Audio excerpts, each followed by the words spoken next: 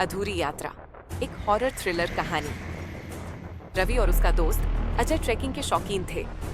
वे अक्सर नई जगहों पर जाते और रोमांचक अनुभवों का आनंद लेते। इस बार उन्होंने एक पुरानी रहस्यमयी पहाड़ी पर जाने का फैसला किया, जिसे स्थानीय लोग भूतिया पहाड़ी कहते थे। रवि और अजय रात के समय ट्रैकिंग करने का प्लान बनाते हैं, ताकि सूर्योदय के समय पहाड़ी की छोटी सी दृश्य देख सकें। गांव वालों ने उन्हें कई बार चेतावनी दी कि रात में वहां जाना खतरनाक हो सकता है, लेकिन वे दोनों अंधविश्वास नहीं मानते थे। रात के 11 बजे दोनों पहाड़ी की चढ़ाई शुरू करते हैं। ठंडी हवा चल रही थी और चारों ओर घना अंधेरा था। उनके पास सिर्फ टॉर्च थी, जिसकी रोशनी बहुत दूर तक नहीं जाती थी। जैसे जैसे वे ऊपर बढ़ते गए, अजीब अजीब आवाजें आने लगी।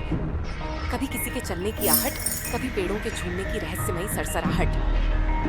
करीब आधी चढ़ाई के बाद अजय ने अचानक कहा, रवि, मुझे ऐसा लग रहा है कि कोई हमारा पीछा कर रहा है। रवि ने हंसते हुए कहा, अजय, तू भी ना फिल्मों से बहुत ज्यादा प्रभावित हो गया है। लेकिन तभी उन्हें पीछे से किसी के पैरों की आहट सुनाई दी। वे दोनों ठिठक गए और टॉर्च की रोशनी पीछे डाली। वहां कुछ नहीं था, सिर्फ घना जंगल और अंधेरा।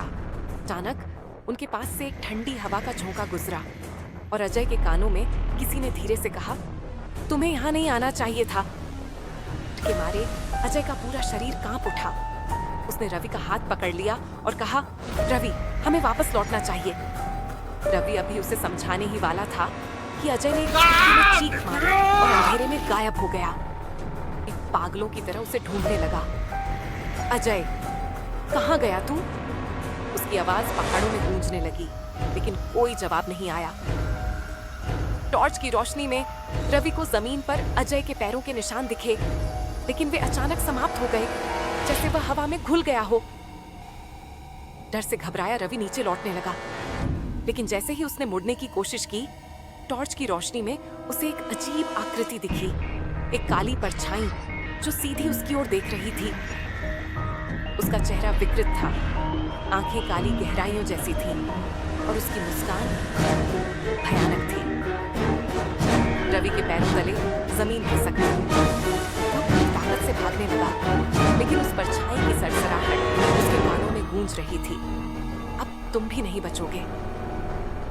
सुबह गांव वालों ने रवि को पहाड़ी की तलहटी में बेहोश पड़ा पाया। जब उसने होश में आकर अजय के बारे में पूछा, तो सबने उसे चौंकाने वाली बात बताई। अजय, इस नाम का कोई लड़का तुम्हारे साथ नहीं था? तुम पहाड़ पर अकेले गए थे।